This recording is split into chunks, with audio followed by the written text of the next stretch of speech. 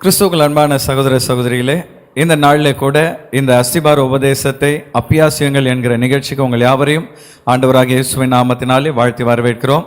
கடந்த நிகழ்ச்சியிலே ஞானஸ்நானத்தை குறித்த சத்தியங்களை நாம் தியானித்தோம். இந்த நாளிலே கர்த்தருடைய பந்தி ஏன் அவசியம் என்கிற தலைப்பிலே ஆண்டவருடைய வார்த்தையை நாம் தியானிக்க இருக்கிறோம். நம்முடைய ஆண்டவர் இயேசு கிறிஸ்து இந்த பூமியிலே பாடுபட்டு மரணம் அடைந்து மீண்டும் உயிரோடு எழுந்ததை நாம் ஒவ்வொரு நாளும் நினைவு கூற வேண்டும் என்று கர்த்தர் விரும்புகிறார். ஆகவே சபைக்கு அவர் 2 சாக்கிரமந்துகளை, சாக்ரமெண்ட்ஸ் என்று சொல்லப்படுகிற சாக்கிரமந்துகளை தந்துள்ளார். அதிலே ஒன்று ஞானஸ்நானம், இன்னொன்று கர்த்தருடைய பந்தி. கடந்த நிகழ்ச்சியிலே ஞானஸ்நானத்தை குறித்து விரிவாக நாம் பார்த்தோம். இந்த நாளிலே கர்த்தருடைய பந்தியை குறித்த சத்தியங்களை நாம் விரிவாக பார்க்க இருக்கிறோம். முதலாவதாக உங்களுக்கு முன்பாய் வைக்க விரும்புகிற கேள்வி, கர்த்தருடைய பந்தி என்பது என்ன? ஆண்டவர் இயேசு கிறிஸ்து நமக்காக பரிசுத்த இரத்தம் சிந்தியதையும் அவருடைய சரீரம் நமக்காக அடிக்கப்பட்டதையும் நினைவு கூறும்படி ஆசரிக்கப்படும்படி நமக்கு கொடுக்கப்பட்டதே கர்த்தருடைய பந்தி ஆகும். இந்த கர்த்தருடைய பந்தி ஆண்டவர் இயேசு கிறிஸ்துவின் இரத்தத்தினாலாகிய புதிய உடன்படிக்கையாக இருக்கிறது. 1 கொரிந்தியர் 11வது அதிகாரம் 24வது வசனத்திலே, போஜனம் பண்ணின பின்பு அவர் அந்தப்படியே பாத்திரத்தையும் எடுத்து, இந்த பாத்திரம் என் இரத்தத்தினாலாகிய புதிய உடன்படிக்கையாக இருக்கிறது என்று சொன்னார். பழைய ஏற்பாட்டு காலத்திலே 2 நபர்கள் உடன்படிக்கை செய்யும் பொழுது ஒரு மிருகம் அங்கே அடிக்கப்பட்டு அந்த இரத்தத்தின் சாட்சியின்படி அவர்கள் உடன்படிக்கை செய்வார்கள். புதிய ஏற்பாட்டிலே சபையோடு உடன்படிக்கை செய்த ஆண்டவர் இயேசு கிறிஸ்து தன்னையே பலியாக்கி தன்னுடைய இரத்தத்தின் அடையாளமாக சாட்சியாக புதிய உடன்படிக்கையை சபையோடு கூட ஏற்படுத்தி இருக்கிறார். அந்த உடன்படிக்கையின் அடையாளமாகவே கர்த்தர் பந்தியை நமக்கு கொடுத்திருக்கிறார்.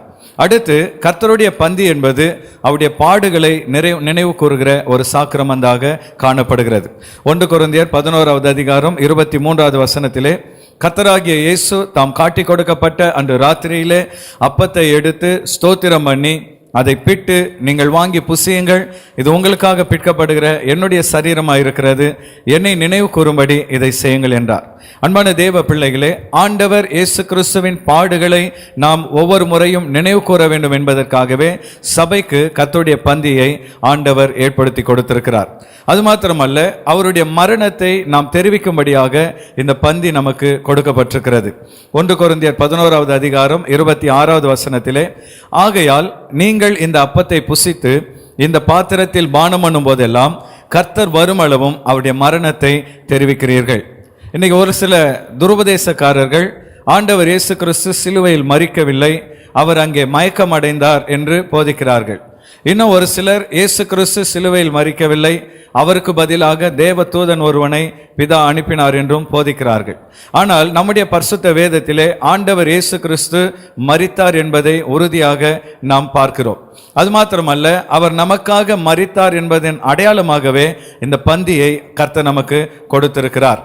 அடுத்து தேவனோடு நமக்கு இருக்கிற ஐக்கியத்தின் அடையாளமாக கர்த்தருடைய பந்தி சபைக்கு கொடுக்கப்பட்டிருக்கிறது. 1 கொரிந்தியர் 11வது அதிகாரம் 16வது வசனத்திலே, நாம் ஆசீர்வதிக்கிற ஆசீர்வாதத்தின் பாத்திரம் கிறிஸ்துவனுடைய இரத்தத்தின் ஐக்கியமாய் இருக்கிறது அல்லவா? நாம் பிற்கிற அப்பம் கிறிஸ்துவனுடைய சரீரத்தின் ஐக்கியமாய் இருக்கிறது அல்லவா? தேவ பிள்ளைகளே, கர்த்தருடைய பந்தியிலே பங்கெடுக்கும் பொழுது திராட்சை ரசத்தை நாம் ஏற்றுக்கொள்ளும் பொழுது அது ஆசீர்வாதத்தின் பாத்திரமாக இருக்கிறது என்று ஆண்டவர் சொல்லுகிறார். அவருடைய அப்பத்திலே நாம் பங்கெடுக்கும் பொழுது கிறிஸ்துவின் சரீரத்தோடு கூட நாம் ஐக்கியப்படுகிறோம் என்று வேதம் சொல்லுகிறது. எனவே கர்த்தருடைய பந்தி என்பது கிறிஸ்துவோடு நமக்கு இருக்கிற ஒரு ஐக்கியத்தின் அடையாளமாக கொடுக்கப்பட்டிருக்கிறது. எல்லாவற்றுக்கும் மேலாக தேவனுடைய ராஜ்யத்தில் நாம் ஆண்டவர் இயேசுவோடு பந்தி இருப்போம் என்பதன் முன்ன அடையாளமாக கர்த்தருடைய பந்தி கொடுக்கப்பட்டிருக்கிறது. மத்தேயு 26வது அதிகாரம் 29வது வசனத்திலே, பஸ்கா பண்டிகையின் பொழுது ஆண்டவர் இயேசு தம்முடைய சீஷர்களோடு பந்தியை ஆசரித்து முடித்த பின்பு அவர்களை பார்த்து இந்த வார்த்தையை சொல்கிறார், இது முதல் இந்த திராட்சை பழ ரசத்தை நவமானதாய் உங்களோடு கூட என் பிதாவின் ராஜ்யத்திலே நான் பானம் பண்ணும் நாள் வரைக்கும் இதை பானம் பண்ணுவதில் என்று உங்களுக்கு சொல்லுகிறேன் என்றார். இதிலிருந்து நாம் என்ன புரிந்து கொள்கிறோம்? பிதாவின் ராஜ்யத்திற்கு நாம் போகும் பொழுது ஆண்டவர் இயேசுவோடு கூட நாம் பந்தி இருப்போம் என்பதன் அடையாளமாகவே கர்த்தருடைய பந்தி கொடுக்கப்பட்டிருக்கிறது. எனவே தேவ பிள்ளைகளே, ஆண்டவர் இயேசு கிறிஸ்துவின் இரத்தத்தினாலாகிய புதிய உடன்படிக்கையாகவும் அவருடைய பாடுகளை நினைவு கூறவும் அவருடைய மரணத்தை தெரிவிக்கும்படியாகவும் கிறிஸ்துவோடு கூட நமக்கு இருக்கிற ஐக்கியத்தின் அடையாளமாகவும் ஒரு நாள் தேவனுடைய ராஜ்யத்தில் அவரோடு நாம் பந்தி இருப்போம் என்பதற்கு உறுதியாகவும் கர்த்தருடைய பந்தி நமக்கு கொடுக்கப்பட்டிருக்கிறது. இரண்டாவது கேள்விக்கு நாம் செல்வோம். கர்த்தருடைய பந்தி ஏன் அவசியம்? கர்த்தருடைய பந்தியின் முக்கியத்துவம் என்ன? அன்பான தேவ பிள்ளைகளே, கிறிஸ்துவின் ஜீவன் நமக்குள்ளே பாய்ந்து செல்ல கர்த்தருடைய பந்தி மிகவும் அவசியம். யோவான் 6வது அதிகாரத்திலே ஆண்டவர் இயேசு கிறிஸ்து தன்னை ஜீவ அப்பமாக இந்த உலகத்துக்கு கொடுப்பதை குறித்து போதிக்கிறதை நாம் பார்க்கிறோம். அதிலே 6வது அதிகாரம் 53வது வசனத்திலே, அதற்கு இயேசு அவர்களை நோக்கி, நீங்கள் மனுஷகுமாரனுடைய மாம்சத்தை புசியாமலும் அவருடைய இரத்தத்தை பானம் பண்ணாமலும் இருந்தால் உங்களுக்குள்ளே ஜீவன் இல்லை என்று மெய்யாகவே மெய்யாகவே உங்களுக்கு சொல்லுகிறேன். அப்படி என்றால் கர்த்தருடைய பந்தியிலே நாம் பங்கெடுக்கும் பொழுது அவருடைய சரீரத்துக்கு அடையாளமாக இருக்கிற அப்பத்தையும் அவருடைய இரத்தத்துக்கு அடையாளமாக இருக்கிற திராட்சை ரசத்தையும் நாம் ஏற்றுக்கொள்ளும் பொழுது கிறிஸ்துவின் ஜீவன் நமக்குள்ளே பாய்கிறது, நமக்குள்ளே ஒரு புது ஜீவனை அது உண்டாக்குகிறது என்பதை நாம் புரிந்து கொள்கிறோம். அடுத்து ஆண்டவர் இயேசு கிறிஸ்துவின் வருகையின் பொழுது அவருடைய உயிர்த்தெழுதலிலே நாம் பங்கெடுக்க கர்த்தருடைய பந்தி மிகவும் அவசியமாக இருக்கிறது. அடுத்து ஆண்டவர் இயேசு கிறிஸ்துவின் வருகையின் பொழுது அவருடைய உயிர்த்தெழுதலில் பங்கெடுக்க பந்தி அவசியமாக இருக்கிறது. யோவான் 6வது அதிகாரம் 54வது வசனத்திலே, என் மாம்சத்தை புசித்து என் இரத்தத்தை பானம் பண்ணுகிறவனுக்கு நித்திய ஜீவன் உண்டு, நான் அவனை கடைசி நாளில் எழுப்புவேன். இங்கே ஆண்டவர் இயேசு கிறிஸ்து தம்முடைய பிள்ளைகளை உயிர்த்தெழ பண்ணுகிறதை குறித்து பேசும் பொழுது, என் மாம்சத்தை புசித்து என் இரத்தத்தை பானம் பண்ணுகிறவனுக்கு நித்திய ஜீவன் உண்டு, கடைசி நாளில் நான் அவனை எழுப்புவேன் என்று வாக்களிக்கிறார். அப்படி என்றால் இந்த சத்தியத்தை கேட்டுக்கொண்டிருக்கிற அன்பான சகோதரனே சகோதரியே, கர்த்தருடைய பந்தியை ஒரு நாளும் அலட்சியமாய் விட்டுவிடாதிருங்கள். ஆண்டவருடைய ரகசிய வருகையிலே ஒருவேளை வருகைக்கு முன்பாக நாம் கர்த்தருக்குள் நித்திரை அடைவோம் என்றால் ஆண்டவருடைய வருகையில் நாம் பங்கெடுக்க கர்த்தருடைய பந்தி மிகவும் அவசியமாக இருக்கிறது என்பதை தெளிவாக புரிந்து கொள்ள வேண்டும்.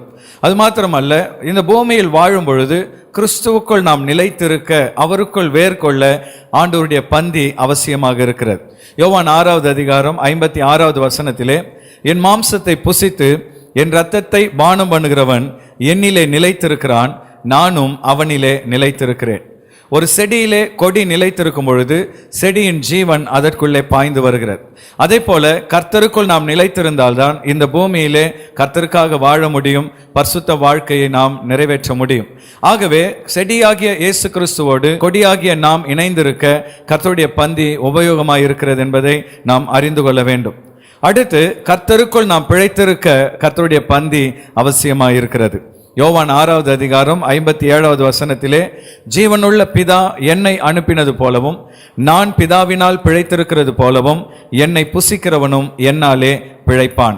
அன்பான தேவ பிள்ளைகளே, ஆண்டவருக்குள் நாம் பிழைத்திருக்க நம்முடைய ஆவி எப்பொழுதும் கர்த்தரோடு கூட தொடர்பு கொள்ள, அவரோடு கூட இடைப்பட நமக்கு ஆண்டவருடைய பந்தி அவசியமாக இருக்கிறது.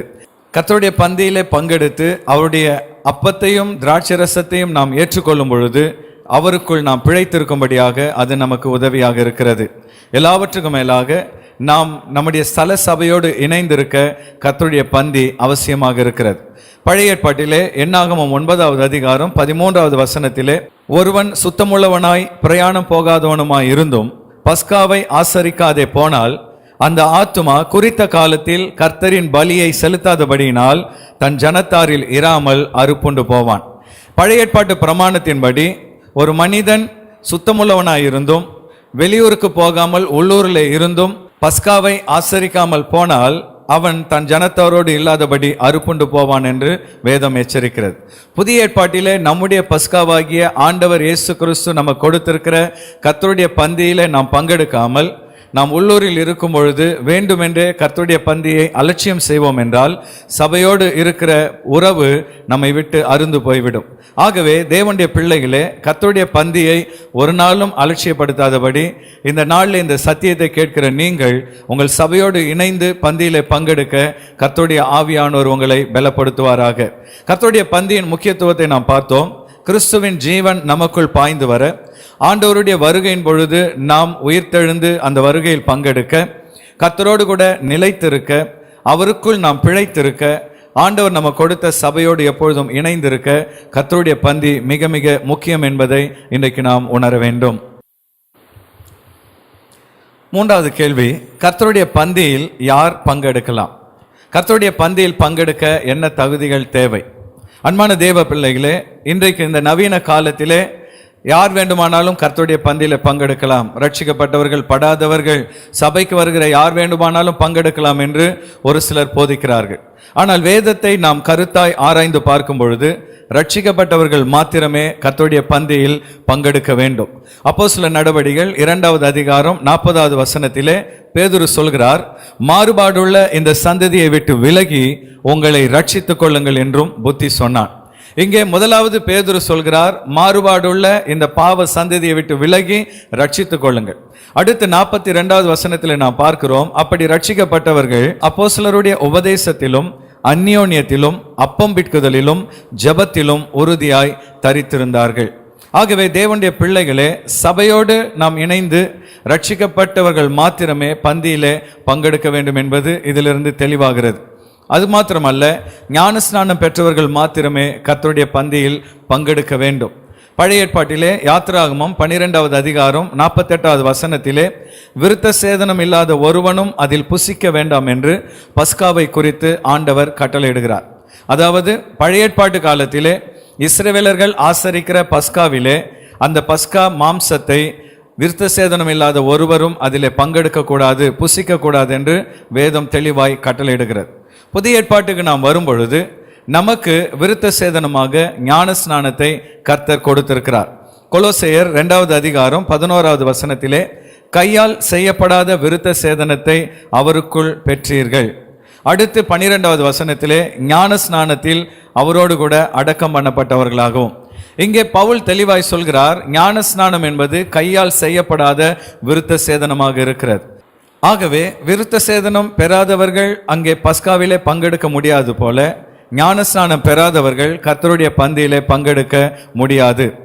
அது மாத்திரமல்ல, தன்னை சுய பரிசோதனை செய்து ஆயத்தப்பட்டவர்கள் தான் கர்த்தருடைய பந்தியில் பங்கெடுக்க வேண்டும். 1 கொரிந்தியர் 11வது அதிகாரம் 28வது வசனத்திலே எந்த மனுஷனும் தன்னைத்தானே சோதித்தறிந்து இந்த அப்பத்தில் புசித்து இந்த பாத்திரத்தில் பானம் பண்ண கடவன். அன்பான தேவ பிள்ளைகளே, ஆண்டவருடைய பந்தியிலே பங்கெடுக்கும் பொழுது நம்மை சுய பரிசோதனை செய்ய வேண்டும் என்று வேதம் வலியுறுத்துகிறது. ஆண்டவருக்கு பிரியமில்லாத சிந்தனைகள், செய்கைகள், வார்த்தைகள் நம்முடைய வாழ்க்கையில் காணப்படும் என்றால் அவைகளை அகற்றிவிட்டு பரிசுத்த சிந்தையோடு கர்த்தருடைய பந்தியில் நாம் பங்கெடுக்க வேண்டும். அது மாத்திரமல்ல, கர்த்தருடைய சரீரத்தை நிதானித்து அறியாதவர்கள் கர்த்தருடைய பந்தியில் பங்கெடுக்க கூடாது. 1 கொரிந்தியர் 11வது அதிகாரம் 29வது வசனத்திலே எண்ணத்தினாலெனில் அபாத்திரமாய் போஜனபானம் பண்ணுகிறவன் கர்த்தருடைய சரீரம் என்னதென்று நிதானித்து அறியாததினால் தனக்கு ஆக்கினை தீர்ப்பு வரும்படி போஜனபானம் பண்ணுகிறான். கர்த்தருடைய சரீரம் என்னதென்று நிதானித்து அறிய வேண்டும் என்று வேதம் இங்கே கட்டளையிடுகிறது. அன்பான தேவ பிள்ளைகளே, கர்த்தருடைய சரீரத்துக்கு அடையாளமாக நம் கையிலே கொடுக்கப்படுகிற அப்பத்தை நாம் அலட்சியமாய் நினைக்காதபடி, தேவனுடைய சரீரம் நமக்காக இந்த பூமியிலே பலியாக செலுத்தப்பட்டது என்கிற உணர்வுடையவர்களாய் கர்த்தருடைய பந்தியிலே நாம் பங்கெடுக்க வேண்டும். எல்லாவற்றுக்கும் மேலாக ரட்சிக்கப்படாத அந்நியர்களும் துன்மார்க்கர்களும் கர்த்தருடைய பந்தியில் பங்கெடுக்க கூடாது. யாத்திராகமம் 12வது அதிகாரம் 43வது வசனத்திலே அந்நியனும் கூலியாளும் அதிலே புசிக்க வேண்டாம் என்று வேதம் கட்டளையிடுகிறது. அதாவது பஸ்கா மாம்சத்தை அந்நியனும் கூலியாலும் புசிக்க கூடாதாம். புதிய ஏற்பாட்டிலே வரும்பொழுது அந்நியர்கள் யார் என்று பார்க்கும் பொழுது கொலோசியர் 1வது அதிகாரம் 21வது வசனத்திலே முன்னே அந்நியராயும் துர்க்கிரியைகளினால் மனதிலே சத்துருக்களாயும் இருந்த உங்களையும் என்று பவுல் சொல்கிறதை பார்க்கிறோம். அப்படி என்றால் எந்த ஒரு மனிதன் துர்க்கிரியைகளை நடப்பிக்கிறானோ, எந்த ஒரு மனிதன் கர்த்தருக்கு அந்நியனாக இருந்து கர்த்தருக்கு விரோதமான செய்கைகளில் ஈடுபடுகிறானோ அவன் கர்த்தருடைய பந்தியில் பங்கெடுக்க தகுதியற்றவன் என்று வேதம் எச்சரிக்கிறது. ஆகவே தேவனுடைய பிள்ளைகளே, இந்த நவீன காலத்திலே யார் வேண்டுமானாலும் கர்த்தருடைய பந்தியில் பங்கெடுக்கலாம் என்கிற உபதேசத்தை குறித்து நாம் எச்சரிக்கையாக இருக்க வேண்டும். வேத வசனத்தின்படி ரட்சிக்கப்பட்டவர்கள் மாத்திரமே பங்கெடுக்க வேண்டும். ஞானஸ்நானம் பெற்றவர்கள் மாத்திரமே பங்கெடுக்க வேண்டும். ஒரு மனிதன் தன்னைத்தானே சுய பரிசோதனை செய்து இதிலே பங்கெடுக்க வேண்டும். கர்த்தருடைய சரீரம் என்னதென்று நிதானித்தறிந்து கர்த்தருடைய பந்தியில் பங்கெடுக்க வேண்டும். ரட்சிக்கப்படாத அந்நியர்களும் துன்மார்க்கர்களும் கர்த்தருடைய பந்தியில் பங்கெடுப்பது சரியல்ல என்பதை வேத வசனங்களின் அடிப்படையிலே உறுதியாக நாம் புரிந்து கொள்கிறோம். 4வது கேள்வி, அபாத்திரமாய் பங்கெடுத்தல் என்பது என்ன? 1 கொரிந்தியர் 11:29 அபாத்திரமாய் போஜனபானம் பண்ணுகிறவன் கர்த்தருடைய சரீரம் இன்னதென்று நிதானித்து அறியாததினால் தனக்கு ஆக்கினை தீர்ப்பு வரும்படி போஜனபானம் பண்ணுகிறான் என்று பவுல் சொல்கிறார். இங்கே அபாத்திரமாய் பங்கெடுத்தல் என்பது என்ன என்று 1 கொரிந்தியர் 11வது அதிகாரத்தை ஆராய்ந்து பார்க்கும் பொழுது, முதலாவதாக மனஸ்தாபங்கள், பிரிவினைகளோடு கர்த்தருடைய பந்தியில் பங்கெடுத்தல் அபாத்திரமாய் பங்கெடுத்தல் ஆகும். 1 கொரிந்தியர் 11வது அதிகாரம் 18வது வசனத்திலே, முதலாவது, நீங்கள் சபையிலே கூடி வந்திருக்கும் பொழுது உங்களில் பிரிவினைகள் உண்டென்று கேள்விப்படுகிறேன், அதில் சிலவற்றை நம்புகிறேன் என்று பவுல் கொரிந்தியரை பார்த்து சொல்கிறார். அன்பான சகோதரனே சகோதரியே, மனதிலே மனஸ்தாபங்களையும் பிரிவினைகளையும் வைத்துக்கொண்டு கர்த்தருடைய பந்தியிலே நாம் பங்கெடுப்போம் என்றால் அபாத்திரமாய் நாம் பங்கெடுக்கிறோம். உன் குடும்பத்திலே கணவன் மனைவி பிள்ளைகளோடு ஒருமனம் இல்லாமல், சபையிலே விசுவாசிகள் ஒருவரோடொருவர் ஐக்கியம் இல்லாமல், விசுவாசிகள் ஊழியரோடு கூட நல்மனம் பொருந்தாமல், அபாத்திரமாய் மனஸ்தாபத்தோடும் பிரிவினையோடும் கர்த்தருடைய பந்தியிலே நாம் பங்கெடுப்போம் என்றால் வேதம் அதை அபாத்திரமாய் பங்கெடுத்தல் என்று அழைக்கிறது. அடுத்து அபாத்திரமாய் பங்கெடுத்தல் என்ன என்பதை 1 கொரிந்தியரிலே ஆராய்ந்து பார்க்கும் பொழுது 10வது அதிகாரம் 21வது வசனத்திலே பவுல் சொல்கிறார், நீங்கள் கர்த்தருடைய பாத்திரத்திலும் பேய்களுடைய பாத்திரத்திலும் பானம் பண்ணக்கூடாதே, நீங்கள் கர்த்தருடைய போஜன பந்திக்கும் பேய்களுடைய போஜன பந்திக்கும் பங்குள்ளவர்களாய் இருக்கக்கூடாதே. இங்கே பவுல் என்ன சொல்ல வருகிறார் என்றால், கொரிந்திய சபையில் இருக்கிற சில விசுவாசிகள் விக்கிரகங்களோடு கூட தொடர்புடையவர்களாக விக்கிரகங்களை வழிபட்டு விட்டு அதன் பின்பு சபைக்கு வந்து கர்த்தருடைய பந்தியிலும் பங்கெடுக்கிற பழக்கம் உடையவர்களாய் காணப்பட்டார்கள். ஆகவேதான் பவுல் இங்கே எச்சரிக்கிறார், நீங்கள் கர்த்தருடைய போஜன பந்திக்கும் பேய்களுடைய போஜன பந்திக்கும் பங்குடையவர்களாய் இருக்கக்கூடாதே. அன்பான சகோதரனே சகோதரியே, விக்கிரக ஆராதனை செய்துவிட்டு கர்த்தருடைய பந்தியில் துணிகரமாய் பங்கெடுப்போம் என்றால் அது அபாத்திரமாய் பங்கெடுத்தல் என்பதை வேதம் இங்கே தெளிவாக எடுத்துரைக்கிறது. அடுத்து அபாத்திரமாய் பங்கெடுத்தல் என்றால் என்ன என்று பார்க்கும் பொழுது 1 கொரிந்தியர் 11:29 எண்ணத்தினால் எனில் அபாத்திரமாய் போஜனபானம் பண்ணுகிறவன் கர்த்தருடைய சரீரம் இன்னதென்று நிதானித்து அறியாததினால் தனக்கு ஆக்கினை தீர்ப்பு வரும்படி போஜனபானம் பண்ணுகிறான்.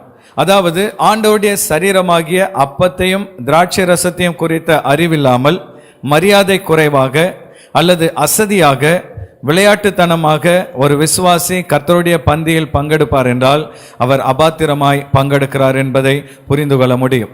சில வேளைகளிலே வாலிபர்கள் சில விசுவாசிகள் கர்த்தருடைய பந்தியிலே அலட்சியமாய் பங்கெடுக்கிறதை நாம் பார்க்கிறோம்.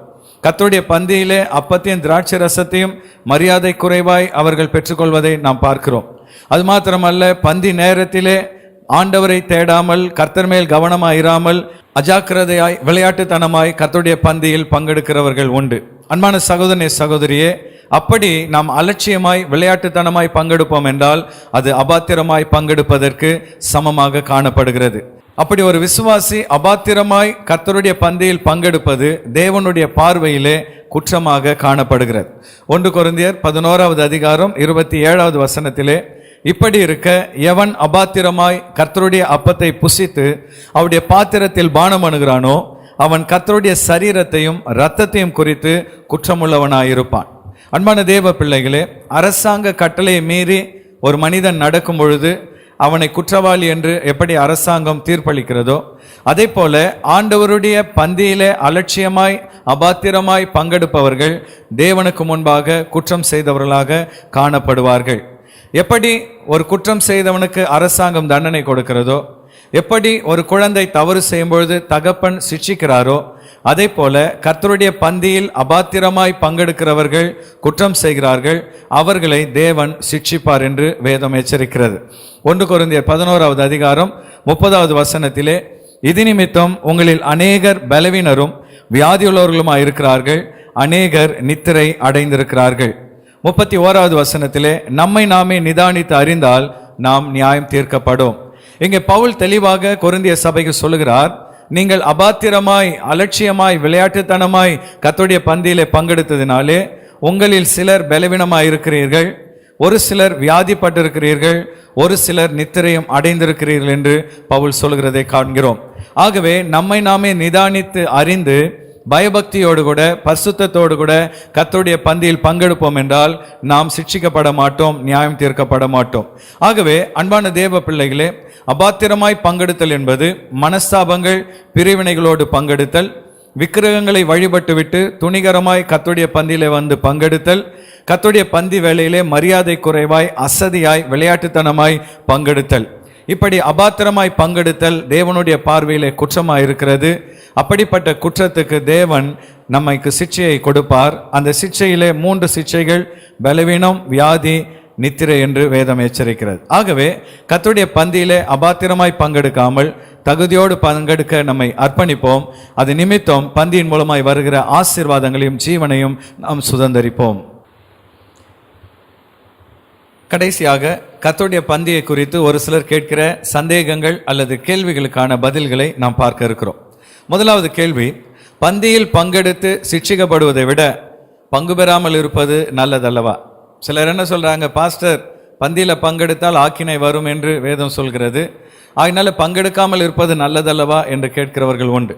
இது எப்படி இருக்கிறது என்றால், எனக்கு சாப்பிட்டால் சில உணவு உடம்புக்கு ஒத்துக்கொள்ளாமல் இருக்கிறது, அதனால நான் சாப்பிடாமல் இருப்பது நல்லதல்லவா என்று கேட்பதற்கு சமமாக இருக்கிறது. தேவ பிள்ளையே, ஒரு மனிதன் தொடர்ந்து சாப்பிடாவிட்டால் எப்படி அவன் பலவீனம் அடைந்து விடுகிறானோ, அதே போல கர்த்தருடைய பந்தியிலே நாம் பங்கெடுக்காவிட்டால் நம்முடைய ஆவிக்குரிய வாழ்க்கையிலே பலவீனம் அடைந்து விடுவோம். அது மாத்திரமல்ல, தொடர்ச்சியாக சில மாதங்கள் பந்தியிலே நாம் பங்கெடுக்காவிட்டால் சபையின் அடிப்படை அங்கத்தினர் என்கிற உரிமையை நாம் இழந்து விடுவோம்.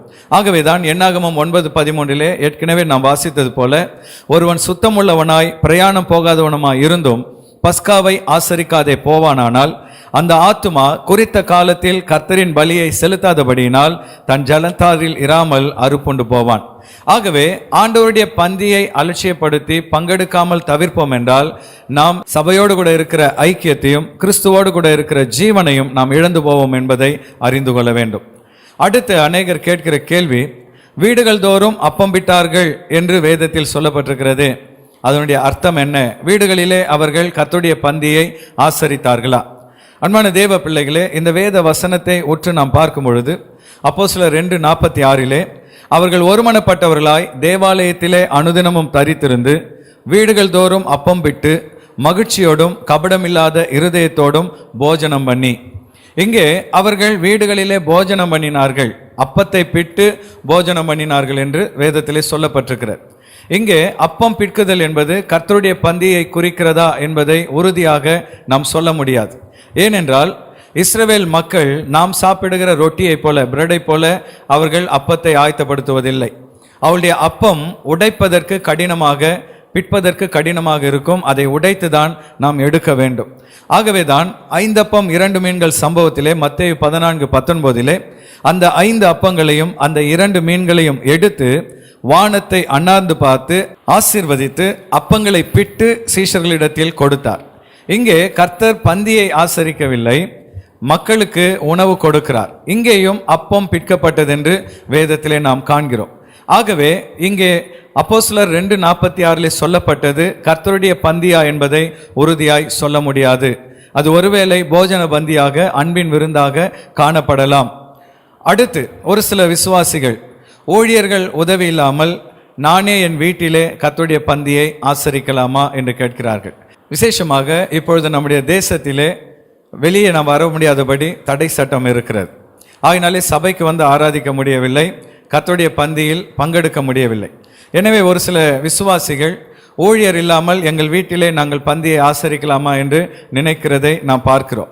ஆனால் தேவனுடைய பிள்ளைகளே, வேதத்தில் நாம் பார்க்கிறோம் மத்தேயு 26:19 இயேசு கற்பித்தபடியே சீஷர்கள் போய் பஸ்காவை ஆயத்தம் பண்ணினார்கள். அடுத்து 20வது வசனத்திலே சாயங்காலமான போது 12 கூட அவர் பந்தி இருந்தார்.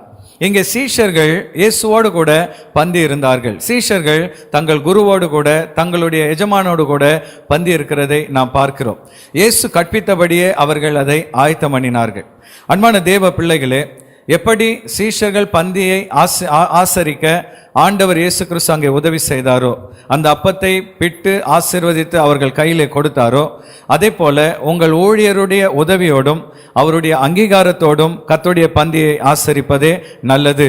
நாம சுயேச்சையாக வீடுகளிலே இஷ்டம்போல் பந்தியை ஆசரிப்பது நல்லதல்ல என்பதை நாம் புரிந்து கொள்ள வேண்டும்.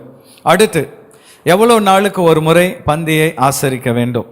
சில சபைகளிலே வாரம் வாரம் பந்தி ஆசரிக்கிறார்கள், சில சபைகளில் மாதம் ஒரு முறை பந்தி ஆசரிக்கிறார்கள். எது சரி என்று ஒரு சிலர் கேட்கிறார்கள்.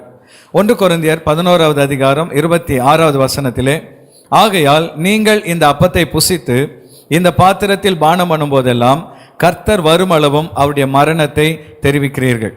இங்கே வேதத்திலே ஆண்டவர் வருகிறவரை அவருடைய மரணத்தை தெரிவிக்கும்படி கர்த்தருடைய பந்தியை ஆசரிக்க வேண்டும் என்று சொல்லப்பட்டிருக்கிறதே தவிர, எவ்வளவு நாளைக்கு ஒரு முறை நாம் அதை ஆசரிக்க வேண்டும் என்று தெளிவான அறிவுறுத்தல்கள் காணப்படவில்லை. ஆகவே அன்பான தேவ பிள்ளைகளே, மாதம் ஒரு முறையோ அல்லது காலாண்டுக்கு ஒரு முறையோ அல்லது வருடம் ஒரு முறையோ, இன்னும் கேட்டால் பழைய ஏற்பாட்டு காலத்திலே பஸ்கா வருஷத்துக்கு ஒரு முறை மாத்திரமே ஆசரிக்கப்பட்டது. அந்தந்த சபையினுடைய தலைமை போதகரும் அந்தந்த ஸ்தாபனத்தினுடைய தலைவர்களும் ஒருங்கிணைந்து எடுக்கிற முடிவின்படி ஆசரிப்பது நல்லது. ஆகவே இத்தனை நாள் இடைவெளியில்தான் ஆசரிக்க வேண்டும் என்ற உறுதியான கட்டளை வேதத்திலே கொடுக்கப்படவில்லை. கடைசியாக ஒரு கேள்வியோடு நாம் முடிக்கலாம். கர்த்தருடைய பந்தியை இரவில் தான் ஆசரிக்க வேண்டும் என்று ஒரு சிலர் சொல்கிறார்களே, அது உண்மையா என்று கேட்கிறார்கள். அன்பான தேவ பிள்ளைகளே, 1 கொரிந்தியர் 11:21 இப்படி செய்கிறது கர்த்தருடைய ராபோஜனம் பண்ணுதல் அல்லவே என்று கர்த்தருடைய பந்திக்கு ராபோஜனம் என்கிற ஒரு பெயரை பவுல் கொடுக்கிறதை நாம் காண்கிறோம். ஆகினாலே இரவு நேரத்தில் மாத்திரம்தான் கர்த்தருடைய பந்தியை ஆசரிக்க வேண்டும் என்று ஒரு சிலர் நினைக்கிறார்கள், ஒரு சிலர் அதை கை கொள்கிறார்கள். ஆனால் நாம் நன்றாய் புரிந்து கொள்ள வேண்டும், சில நாடுகளிலே 6 மாதங்கள் வெறும் வெயில் மாத்திரமே அடித்து கொண்டிருக்கும், 6 மாதங்கள் வெறும் இருட்டு மாத்திரமே இருக்கும். அப்படி என்றால் அந்த விசுவாசிகள் கர்த்தருடைய பந்தியை எப்படி கொண்டாட முடியும்? 6 மாதம் இருள் இருக்கிற நாட்கள் எல்லாம் பந்தியை கொண்டாடி கொண்டிருக்க முடியாது. 6 மாதம் வெளிச்சம் இருக்கிற நாட்கள் எல்லாம் பந்தியை கொண்டாடாமலும் இருக்க முடியாது. ஆகவே தேவனுடைய பிள்ளைகளே, இந்த இடத்திலே நேரம் முக்கியம் அல்ல, நாம் கர்த்தருடைய பந்தியை பங்கெடுக்க வேண்டும் என்பதே முக்கியமாக இருக்கிறது. ஆகவே சபைக்கு ஏற்றது போல காலையிலோ மாலையிலோ மதியத்திலோ எப்பொழுது பந்தியில் பங்கெடுத்தாலும் அந்த நேரம் முக்கியம் அல்ல, பங்கெடுக்கிற நம்முடைய மனநிலையே மிக முக்கியமாக இருக்கிறது. ஆகவே அன்பான தேவ பிள்ளைகளே, கர்த்தருடைய பந்தியை குறித்து அநேக காரியங்களை வேத வசனத்தின் அடிப்படையில் இன்றைக்கு நாம் ஆராய்ந்து பார்த்தோம். நம்முடைய வாழ்க்கையிலே ஆண்டவர் கொடுத்திருக்கிற மிகப்பெரிய பாக்கியம் கர்த்தருடைய பந்தி. இந்த உலகத்தில் எவ்வளவு பெரிய ராஜாவாக இருந்தாலும், பணக்காரராக இருந்தாலும் அல்லது உலகத்தின் அதிபதியாக இருந்தாலும் கர்த்தருடைய பந்தியிலே ஞானஸ்நானம் பெறாமல் பங்கெடுக்க முடியாது. ஆனால் உங்களுக்கும் எனக்கும் ஆண்டவர் எவ்வளவு பெரிய ஸ்லாக்கியத்தை கொடுத்திருக்கிறார். ஆகவே இனி வருகிற நாட்களில் சபையில் பந்தி அறிவிக்கப்படும் பொழுது அதை அலட்சியப்படுத்தாமல் சபையோடு ஊழியரோடு இணைந்து அதை ஆசரியுங்கள். ஆண்டவர் இயேசு கிறிஸ்து கொடுக்கிற நித்திய ஜீவனை சுதந்தரித்து அவருடைய வருகைக்கு ஆயத்தப்படுங்கள். இப்பொழுதும் தேவனுடைய சமூகத்திலே நம்மை தாழ்த்தி நாம் ஜெபிக்கலாம். கிருபையுள்ள நல்ல தகப்பனே, இந்த நாளிலே கூட அப்பா, இந்த கர்த்தருடைய பந்தியை குறித்த இந்த செய்தியை கேட்ட ஒவ்வொருவரையும் ஆண்டவர் ஆசீர்வதிப்பீராக. இந்த பந்தி எவ்வளவு முக்கியமானது, இது எதற்காக கொடுக்கப்பட்டிருக்கிறது என்று பல காரியங்களை உம்முடைய வசனத்தின் அடிப்படையில் நாங்கள் தியானித்திருக்கிறோம். திருவசனத்தை கேட்கிறவர்களாய் மாத்திரமல்ல, அதன்படி செய்கிறவர்களுமாயும் இருங்கள் என்று நீர் வாக்களித்திருக்கிறீரே. தகப்பனே, இந்த வார்த்தையை கேட்ட உம்முடைய பிள்ளைகள் கர்த்தருடைய வசனத்துக்கு கீழ்ப்படிந்து இனி வருகிற நாட்களிலே தங்கள் சபையோடு ஐக்கியப்பட்டு ஊழியரோடு இணைந்து கர்த்தருடைய பந்தியை ஆசரிக்க, ஆண்டவருடைய நித்திய ஜீவனை சுதந்தரிக்க தேவன் கிருபை தருவீராக. உம்முடைய வருகை வரை ஆண்டவரே, உம்முடைய மரணத்தை நாங்கள் நினைவு கூற இந்த பந்தியை பயத்தோடு பக்தியோடு பரிசுத்தத்தோடு ஆசரிக்க எங்களுக்கு கிருபை தருவீராக. உம்முடைய திருப்பாதத்தில் எங்களை தாழ்த்தி அர்ப்பணிக்கிறோம். இயேசுவின் நாமத்தினால் ஜெபிக்கிறோம் எங்கள் நல்ல பிதாவே. ஆமென், ஆமென்.